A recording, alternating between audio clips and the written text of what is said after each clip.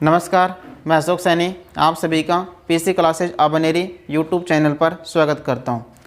और हमने आपकी प्रश्नावली संख्या 14, 15 और 16, 14 नहीं 15 और 16 और एक 18वीं, 3 प्रश्नावली मैंने आपकी कंप्लीट करवा दी। अब पढ़ रहे हैं चौथी प्रश्नावली। तो जो भी स्टूडेंट हमारी इस वीडियो देख रहे हैं वो उन स्टूडेंट तक जरूर पहुँचाए जो घर पर रहकर पढ़ाई कर रहे हैं।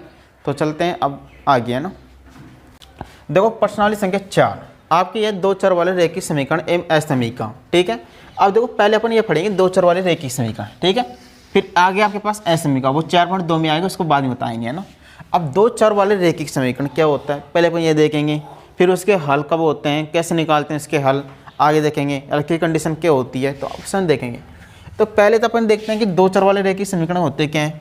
दो चर वाले रेखीय समीकरण होते क्या हैं, देखो दो चर वाले रेखीय समीकरण, दो चर वाले रेखीय समीकरण होते क्या हैं। देखो पहले तो समीकरण, देखो दो चर वाले रेखीय समीकरण होते क्या हैं। जैसे मैंने आपके पास दे दिया, मान लो कि x + 5 = 0। तो यहाँ पर बताओ x क्या, बताओ केवल एक सिंगल चर है, तो ये तो आपके पास क्या होगा, एक चर वाला रेखीय समीकरण हो गया। यदि मैं यहीं पर आपको जैसे ये दे दूँ कि x + y + 5 = 0, तो यहाँ पर देखो x और y क्या बताओ दो चर हैं, तो ये आपके पास क्या बन गया बताओ, दो चर वाले रेखीय समीकरण। तो दो चर वाले रेखीय समीकरण क्या हो गए, ऐसे समीकरण जिसमें केवल दो चर हो, जिसमें क्या हो दो चर हो, दो चर वाले रेखीय समीकरण कहलाते हैं। तो इसकी परिभाषा क्या हो गई, ऐसा रेखीय समीकरण, ऐसा रेखीय समीकरण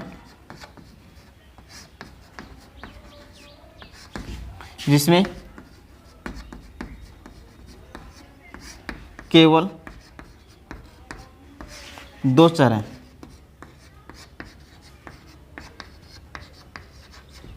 ऐसा रेखीय समीकरण जिसमें क्या है, केवल दो चर हैं, केवल दो चर, केवल कितने चर होने चाहिए, दो चर होने वाले, दो चर होने चाहिए। ऐसे रेखीय समीकरण जिसमें केवल दो चर हैं, दो चर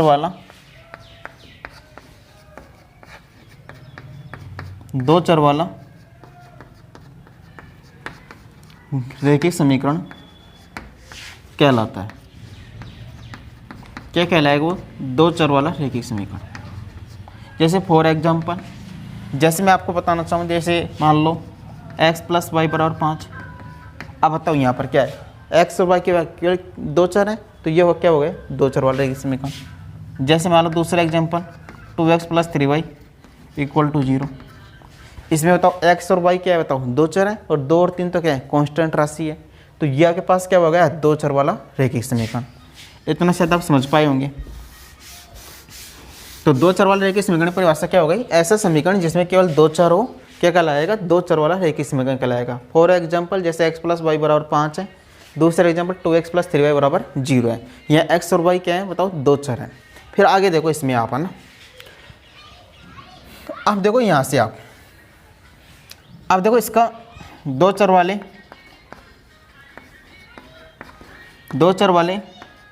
रेखीय समीकरण का, दो चर वाले रेखीय समीकरण का मानक रूप, दो चर वाले रेखीय समीकरण का मानक रूप। दो चर वाले रेखीय समीकरण तो आपके समझ में आ गया होगा क्या होता है, ऐसा रेखीय समीकरण। रेखीय समीकरण क्या होता है, रेखीय समीकरण देखो जैसे मैं आपको बताऊं, जैसे x + y = 0, यानी कि केवल एक घात, बताओ x की घात यहाँ पर कितनी है, 1 है, और y की घात कितनी है, 1 है। तो इसलिए इसको क्या बोलेंगे, रेखीय समीकरण। और यहाँ पर x और y क्या बताओ दो चर हैं, तो दो चर वाला क्या होगा, रेखीय समीकरण हो गया। ठीक है, इतना तो आप समझ पाए होंगे शायद, है ना। अब देखो दो चर वाले रेखीय समीकरण का मानक रूप। अब देखो मान लो कि आपके पास दो समीकरण दे रखी है। देखो इस प्रश्न में क्या होगा, आपके पास दो समीकरण दी हुई मिलेंगी और दोनों का हल पूछेगा आपसे, है ना। तो देखो एक समीकरण तो आपने मान ली कि a1x, दो चर वाले रेखीय समीकरण का मानक रूप, है ना। दो चर वाले रेखीय समीकरण का मानक रूप क्या होगा बताओ, ax + by = c। दो चर वाले रेखीय समीकरण का मानक रूप की बात करते हैं तो आपके पास क्या होगा, ax + by = c। जहाँ a b c क्या मिलेगा आपको, जहाँ a, b, c क्या बताओ, वास्तविक संख्या। कौन सी संख्या है, वास्तविक संख्या, रियल नंबर है ना। अब देखो यहाँ पर ए के स्थान कितना है 1 और बी के स्थान कितना है 1, तो ये आपके पास क्या हो गया ए और बी क्या बताओ वास्तविक संख्या और सी के स्थान कितना है 5। यहाँ पर देखेंगे तो ए के स्थान पर 2 है, बी के स्थान कितना है 3 और सी के स्थान पर कितना है 0। कहने के मतलब दो चर वाले रेखीय समीकरण मानव रूप किस रूप में होगा, A X plus B Y plus बराबर सी के रूप में होगा। प्लस सी भी मिल सकता है आपको यहाँ पर है ना, प्लस सी बराबर 0 या फिर बराबर सी, ठीक है। तो आपको कन्फ्यूज नहीं होना यहाँ पर है ना, A X plus B Y equal to C, जहाँ ए बी सी क्या बताओ वास्तविक संख्या। इतना तो आपके समझ में आएगा ही होगा, ठीक है। अब देखो आप आगे आपको पढ़ना है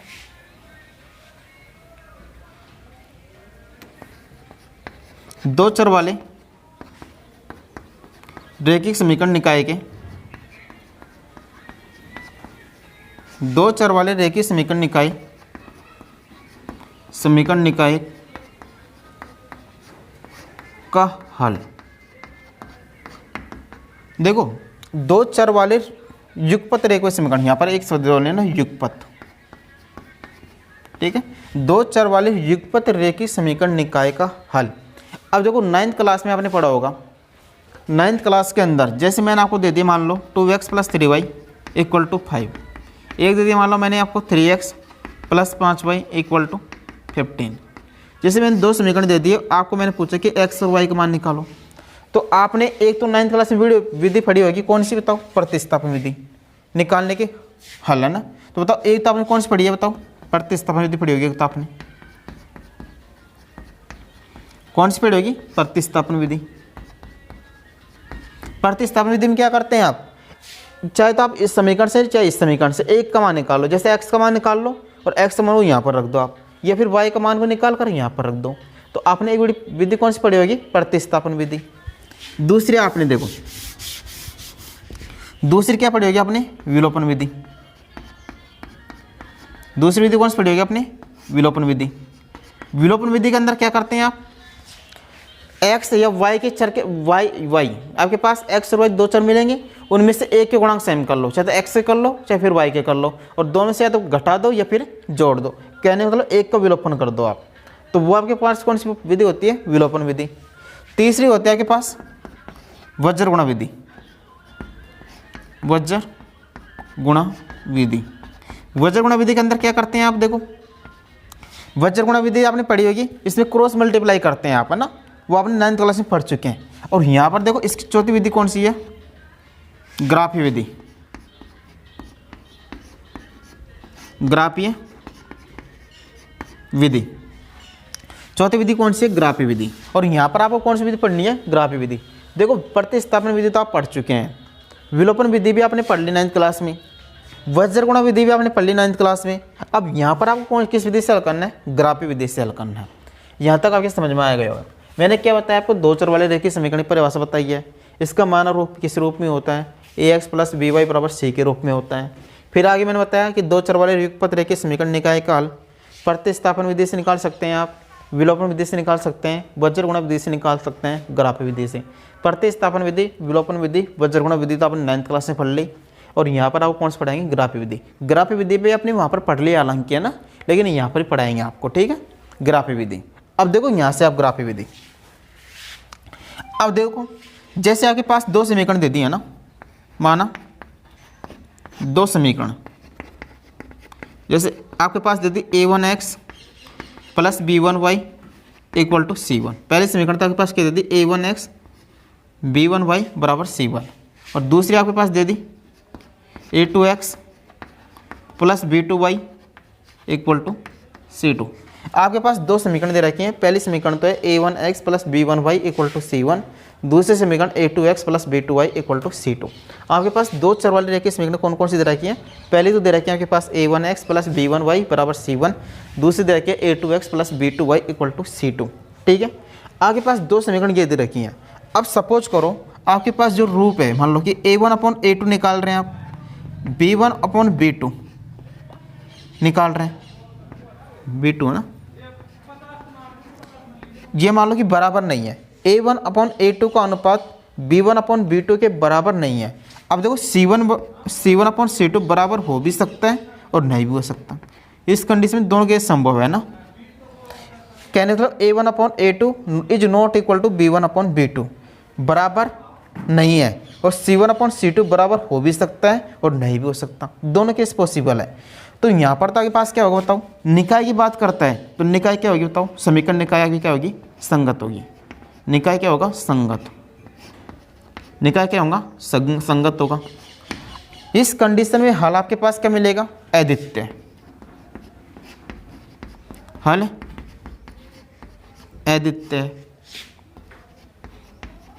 समीकरण निकालता हो क्या मिलेगा, संगत मिलेगा। हल क्या मिलेगा, अद्वितीय मिलेगा। और रेखा क्या करेंगे बताओ, प्रतिच्छेद करेंगे। रेखा प्रतिच्छेद करेगी। तो इतना ध्यान रख लो बस आप तो ना, आपको यहाँ पर तो केवल ध्यान रखना है, बाकी आप 4.1 पढ़ेंगे जब आप, तो ये चीज़ आपकी क्लियर हो जाएगी अच्छी तरह ना। तो यहाँ पर बताओ क्या होगा, निकाय संगत होगा, हल अद्वितीय होगा, और रेखा क्या करेंगे, प्रतिच्छेद करेंगे। कब करेंगे, जब आपके पास A1/A2 is not equal to B1/B2 के, और C1/C2 बराबर हो भी सकता है और नहीं भी हो सकता। उस कंडीशन में क्या होगा, निकाय तो संगत होगा, हल अद्वितीय होगा, और रेखा क्या करेंगे, प्रतिच्छेद करेंगे। अब देखो दूसरी कंडीशन आपके पास क्या बताओ, A1/A2 बराबर B1/B2 बराबर C1/C2। देखो यहाँ पर दूसरी कंडीशन आपके पास क्या बनती है कि A1/A2 आपस में क्या बताओ, बराबर है। A1/A2 किसके बराबर है, B1/B2 के बराबर है। लेकिन C1/C2 क्या नहीं है, बराबर नहीं है। तो उस कंडीशन में क्या होगा, निकाय क्या मिलेगा आपको, असंगत। निकाय क्या होगा तो इस कंडीशन में असंगत होगा। निकाय असंगत होगा। उस कंडीशन निकाय तो क्या होगा बताओ आपके पास, असंगत होगा। हल की बात करता है तो हल क्या होगा, हल विद्यमान नहीं होंगे। उस कंडीशन क्या होता है आप, उस कंडीशन में आप हल नहीं निकाल सकते हैं ना, हल विद्यमान नहीं है यहाँ पर, इसका हल नहीं निकाल सकते इस कंडीशन में। कब नहीं निकाल सकते, जबकि आपके पास A1/A2 is not equal to B1/B2 but not equal to C1/C2। यानी कहने मतलब A1/A2 किसके बराबर है, B1/B2 के बराबर है, लेकिन C1/C2 के बराबर नहीं है। तो उस कंडीशन में निकाय आपके पास क्या होगा, असंगत होगा। यदि आपके पास निकाय असंगत है तो बताओ हल होंगे या नहीं होंगे, हल नहीं होंगे, है ना, हल विद्यमान नहीं होगा। और रेखा की बात करते हैं तो रेखा क्या होंगी, समांतर होंगी। रेखा समांतर होंगी। देखो इस कंडीशन में रेखा कैसे होंगी, जैसे ऐसे क्रॉस मल्टीप्लाई करेंगी, मान लो कि ऐसे काटेंगी, और जो ये पॉइंट होगा जहाँ पर ये काट रही है वो आपके पास क्या हो जाएगा, इसका हल हो जाएगा ना। जहाँ पर ये काट रही है कि उसके निर्देशांक इसके क्या हो जाएंगे, हल हो जाएंगे। और इस कंडीशन में रेखा कैसे होंगी, समांतर होंगी, ऐसे होंगी। अब बताओ जब रेखा समांतर है आपस में, कहीं पर काट ही नहीं रही हैं, तो हल होगा कि यहाँ पर नहीं होगा। उस कंडीशन में हल क्या होगा, नहीं होगा। और रेखा कैसे होंगी, समानांतर होंगी, है ना। तीसरी कंडीशन क्या है आपके पास यहाँ पर, A1/A2 is equal to B1/B2 equal to C1/C2। A1/A2 किसके बराबर है, B1/B2 के बराबर है, और वो किसके बराबर है, C1/C2 के बराबर है। तो इस कंडीशन क्या होता है, यहाँ पर तो क्या है, निकाय असंगत है। यहाँ पर देखो क्या होगा, निकाय संगत होगा, निकाय संगत होगा, निकाय संगत होगा। हल क्या होंगे, अनंत होंगे। हल क्या होंगे, अनंत। हल आपके कैसे हल आपके पास कैसे मिलेंगे, अनंत मिलेंगे। और रेखा क्या होंगी, संपाती होंगी। रेखा संपाती होंगी। रेखा क्या मिलेंगी, संपाती मिलेंगी। अब देखो कैसे, आप देखो इसको, रेखा संपाती, जैसे एक रेखा मान लो यहाँ पर गुजर रही है, एक रेखा तो ऐसे जा रही है, तो दूसरी रेखा भी इसी पर स्थित होगी, जैसे इसी पर गुजरेगी दूसरी रेखा भी, है ना, ठीक है। एक रेखा अगर यहाँ पर है तो दूसरी रेखा भी इसी पर होगी। अब बताओ ये रेखा यहाँ पर भी काट रही है, यहाँ पर भी काट रही है, कहने मतलब अनंत बिंदु पर काट रही है ये रेखा ना, तो इसके हल कैसे हो जाएंगे, अनंत हो जाएंगे। निकाय कैसे होगा, संगत होगा। अब रेखा देखो एक दूसरे के ऊपर होंगी रेखा, तो कैसे हो जाएगी, संपाती हो जाएंगे, ठीक है। देखो इसको मैं फिर से बताता हूँ।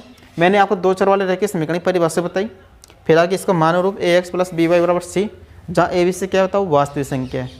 फिर आगे मैंने बताया दो चर वाले रेखा समीकरण निकाय का हल कैसे ज्ञात करते हैं। ये तो प्रतिस्थापन विधि से ज्ञात करते हैं, विलोपन विधि से ज्ञात करते हैं, वज्रगुणा विधि से ज्ञात करते हैं, ग्राफी विधि से। प्रतिस्थापन विधि, विलोपन विधि, वज्रगुणा विधि आपने 9th क्लास में पढ़ ली, तीनों प्रश्नावली। यहाँ पर आपको कौन सी विधि पढ़ाएंगे, ग्राफी विधि से पढ़ाएंगे। हालांकि ये भी अपनी 9th क्लास से पढ़ ली, लेकिन आपको 10वीं में इसी विधि से करवाएंगे आपको सवालों को ना, ग्राफी विधि से। फिर आगे मैंने आपको पढ़ाया कि दो समीकरण दे रखे हैं, जैसे a1x प्लस b1y बराबर c1 और दूसरी दे रखे a2x प्लस b2y बराबर c2 दे रखी है। तो इसका हल कैसे? अब देखो यहाँ पर जैसे मान लो आपको दो समीकरण दे दी मान लो, और आपसे कह दिया कि इसको बताओ इसके रेखा संपातिक करेंगे नहीं करेंगे, तो वहाँ पर देखो आपको करने की जरूरत नहीं है, आपको डायरेक्ट ये देखेंगे। आप क्या निकालेंगे, a1/a2 is not equal two is b1b2 और c1/c2 निकालेंगे। यदि a1/a2 is not equal to b1/b2 क्या आ रहा है, c1/c2 बराबर हो भी सकता है और नहीं भी हो सकता, दोनों कंडीशन है यहाँ पर, है ना। तो निकाय कैसा होगा, संगत होगा। हल क्या होगा, अद्वितीय होगा। रेखा क्या करेंगी, प्रतिच्छेद करेंगी। ठीक है। दूसरा के पास a1/a2 बराबर b1/b2 बट c1/c2 क्या है, बराबर नहीं है। तो इस कंडीशन में क्या होगा, निकाय तो असंगत होगा, हल विद्यमान होगा नहीं। और रेखा क्या करेंगे, रेखा कैसे होंगी, समानांतर होंगी, ऐसे करेंगे, है ना। अब बताओ यहाँ पर काट नहीं रहे हैं ना, ये पर अब काट नहीं रहे तो कोई हल निकलेगा कि इसका, नहीं निकलेगा। और यहाँ पर क्या करें, इस बिंदु पर काट रही हैं और काट रहे हैं, तो ये बिंदु इसका क्या होगा, हल होगा। आगे देखो a1/a2 बराबर b1/b2 बराबर c1/c2, तीनों कैसे आ गए, बराबर आ गए। तो उस कंडीशन में क्या होगा, निकाय संगत होगा। हल कैसे होंगे, अनंत होंगे। अनंत हल क्यों होंगे, और रेखा कैसे होंगी, संपात होगी। अनंत हल क्यों कैसे होंगे, क्योंकि रेखा एक दूसरे के ऊपर होंगी, और रेखा जब एक दूसरे के ऊपर है तो बताओ अनंत बिंदु पर काटेंगे नहीं काटेंगे, तो हल कैसे हो जाएंगे, अनंत हो जाएंगे। यहाँ तक आपके समझ में आया होगा, उम्मीद करता हूँ। अब इसके चलते हैं सवालों पर। ठीक है, यहाँ तक इस वीडियो को आप एक बार फिर से देख लेना ना, इससे अच्छी तरह क्लियर हो जाएगा। और जब आप इसके सवाल करेंगे तब ये वीडियो आपके, तब ये थ्योरी आपके पास अच्छी तरह क्लियर होगी ना, सवाल करने पर ही अच्छी तरह क्लियर होगी। अब चलते हैं सवालों की ओर इसके। हाँ देखो, इसका पहला सवाल आपसे कह रहा है कि अनुपातों a1/a2 b1/b2 और c1/c2 की तुलना कर ज्ञात कीजिए कि निम्न समीकरणों के निकाय संगत हैं या फिर असंगत हैं। ठीक है, आपको यह चेक करना है, अनुपात दे रखा है a1/a2 b1/b2 और c1/c2 की तुलना कर ये ज्ञात करो कि निम्न समीकरण निकाय के युग्म संगत है या फिर असंगत है। अब देखो यहाँ से पहला सवाल ये दे रखा है आपके पास, इसमें 2x - 3y बराबर 8, 4x - 6 बराबर y बराबर 9, दो समीकरण दे रखे हैं युगपत के रूप में, है ना। दूसरा सवाल है 3x - y बराबर 2, 6x - 2y बराबर 4। ठीक है, अब देखो यहाँ से पहला सवाल हल करते हैं ना। बताओ यहाँ से a1 का मान कितना आएगा, बताओ 2, a1 का मान कितना है 2, b1 का मान कितना है बताओ -3, c1 का मान कितना है 8। a1 का मान कितना है 2, b1 का मान कितना है बताओ -3, c1 का मान कितना है 8। और यहाँ से देखो a2 का मान बताओ कितना आएगा, बताओ a2 का मान कितना है 4, b2 का मान कितना बताओ -6 और c2 का मान कितना बताओ यहाँ से 9। निकाल दिया आपने यहाँ से। a1 का मान 2, b1 का मान -3, c1 का मान कितना है 8, a2 का मान कितना है 4, b2 का मान -6 और c2 का मान कितना है 9। अब देखो a1/a2 निकालेंगे यहाँ से आप, कितना आएगा 2/4 का मतलब 1/2, काट देंगे ना ऐसे। b1/b2 निकालेंगे, कितना आएगा बताओ -3 बटा -6, कितना आएगा बताओ 1/2, माइनस माइनस कैंसिल। c1/c2 निकालेंगे, कितना आएगा बताओ 8/9। अब यहाँ पर देखो a1/a2 बराबर क्या है बताओ b1/b2 is not equal to c1/c2। अब बताओ ऐसी कंडीशन होती है आपके पास a1/a2 बराबर b1/b2, b2 है ना, is not equal to c1/c2 होती है, तो निकाय कैसे होता है बताओ, क्या ऐसा होता है, निकाय संगत होता है या संगत होता है, तो आंसर होगा असंगत। कैसे होता है, असंगत। निकाय कैसे होगा, असंगत। देखो यहाँ से आपसे केवल इतना ही पूछा था, संगत है असंगत है, तो असंगत होगा ना, संगत। अगर आपसे ये पूछता बताओ रेखा प्रतिच्छेद करेंगे नहीं करेंगे, तो क्या आंसर होगा, रेखा समांतर होंगी। हल कितने होंगे, हल संभव नहीं होगा। आपसे केवल इतना ही पूछा निकाय संगत है या फिर असंगत है, आंसर क्या होगा, असंगत होगा। ठीक है, इसी प्रकार देखो यहाँ पर इस समीकरण देखो a1 का मान कितना है 3, b1 का मान कितना है -y, c1 का मान कितना है 2, a1 का मान 3, b1 का मान -y, c1 का मान 2। यहाँ पर देखो a2 का मान कितना है बताओ 6, b2 का मान कितना है -2, c2 का मान कितना है बताओ 4। यहाँ से आप a1/a2 अगर निकालना चाहते हैं, कितना आएगा 3/6 बराबर 1/2। b1/b2 का निकालना चाहते हैं आप, सॉरी b1 का मान कितना है -1 है ना, B1 अपन B2 का मान निकालना चाहते हैं तो माइनस का 1 बटा माइनस का 2, माइनस से माइनस कैंसिल, कितना आएगा 1 बटा 2। C1 अपन C2 निकालेंगे यहाँ से आप तो कितना आएगा 2 बटा 4 बराबर 1 बटा 2। अब यहाँ से देखो आप A1 अपॉन A2 किसके, A1 अपॉन A2 मान कितना है 1 बटा 2, B1 अपॉन B2 मान कितना है 1 बटा 2 और C1 अपॉन C2 का मान कितना है 1 बटा 2। कहने का मतलब तीनों क्या बताओ बराबर है। A1 अपॉन A2 बराबर B1 अपॉन B2 बराबर C1 अपॉन C2, ये कंडीशन होती है। तब मैंने आपको क्या बताया थोड़ी देर पहले अभी, निकाय कैसे होगा, संगत होगा। निकाय क्या होगा, संगत होगा। निकाय संगत होगा। और आपसे ये पूछा है कि निकाय संगत होगा या फिर असंगत होगा ना। अगर लिखना चाहे तो और भी लिख सकते हैं यहाँ पर देखो असंगत होगा, हल कोई हल नहीं होगा, हल विद्यमान नहीं होगा ना, हल विद्यमान नहीं होगा। पूछता है तो लिख देना आप, ठीक है। हल विद्यमान नहीं होगा। रेखा कैसी होंगी बताओ, समांतर होंगी। रेखा कैसी होंगी, समांतर। 3 कंडीशन बताई थी मैंने थोड़ी देर पहले आपको ना, वो अच्छी तरह देख लेना उनको ना। असंगत होगा, हल विद्यमान नहीं होगा, रेखा कैसी होंगी, समांतर होंगी। अब यहाँ पर देखो निकाय कैसे होगा, संगत होगा। हल कितने होंगे, हल अनंत होंगे है ना, अनंत होंगे। और रेखा क्या होंगी, संपाती होंगी। रेखा संपाती होंगी है ना, कैसी होंगी, संपाती होंगी। 3 कंडीशन बताई थी थोड़ी देर पहले, तो उनको अच्छी तरह देख लेना। यहाँ से आप A1 अपॉन A2 और B1 अपॉन B2 और C1 अपॉन C2। अब देखो इसका आगे क्वेश्चन, इसके 2 क्वेश्चन इसके आगे देखो आप। अब देखो यहाँ से आप यहाँ से A1 का मान निकालना चाहते हैं तो कितना आएगा बताओ 2, B1 का मान निकालना है तो कितना आएगा बताओ माइनस का 2 और C1 का मान निकालना है तो कितना आएगा 2, ठीक है यहाँ तक। अब देखो यहाँ से आप A2 का मान निकालेंगे कितना आएगा बताओ 4, B2 का मान निकालेंगे कितना आएगा बताओ माइनस का 4 और C2 का मान निकालेंगे कितना आएगा 5। A1 का मान 2, B1 का माइनस 2, C1 का 2, A2 का 4, B2 का माइनस 4 और C2 का 5। अब देखो आप यहाँ से A1 अपॉन A2 निकालेंगे बताओ आप तो कितना आएगा बताओ 2 और A2 का मान कितना है बताओ 4। निकालना चाहते हैं तो 1/2 आएगा यहाँ से। B1 अपॉन B2 का मान निकालेंगे आप तो B1 का मान कितना बताओ माइनस का 2 और B2 का मान कितना है माइनस का 4, माइनस से माइनस 2 एकम 2, 2 दूनी 4, ठीक है यहाँ तक। अब देखो आप आगे C1 अपॉन C2 का मान निकालेंगे, C1 का मान कितना है 2 और C2 का मान कितना है 5। यहाँ तक आपके समझ में आया होगा A1 upon A2, B1 upon B2 और C1 अपॉन C2, ठीक है। सिंपल तरीके से निकाल लो, ठीक है। अब देखो आप यहाँ पर A1 अपॉन A2 बताओ किसके बराबर है, B1 अपॉन B2 के बराबर है या नहीं है बताओ, है। लेकिन C1 अपॉन C2 के बराबर नहीं है। तो थोड़ी देर पहले मैंने कंडीशन बताई थी A1 अपॉन A2 बराबर B1 upon B2 is not equal to C1 upon C2। तो निकाय कैसा होगा बताओ संगत होगा। अब यहाँ पर देखो आपसे निकाय पूछा ओनली है ना, अगर आगे पूछते जैसे हल वगैरह पूछता तो मैं सब लिखा देता हूँ आपको ना।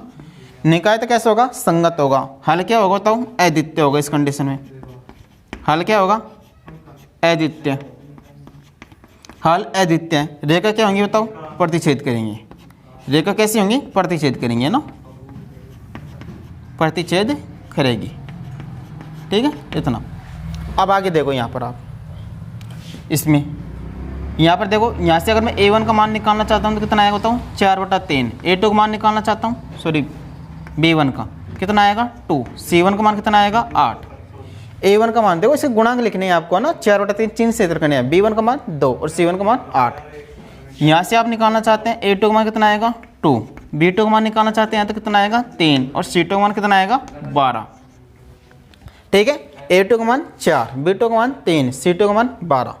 अब देखो यहाँ से यदि आप A1 अपॉन A2 निकालेंगे कितना बताओ 4/3 बटा 2, इसको हल करेंगे ये गुणा हो जाएगा 4/6, ठीक है। 2 दूनी 4, 2 3 6, कितना आ गया 2/3।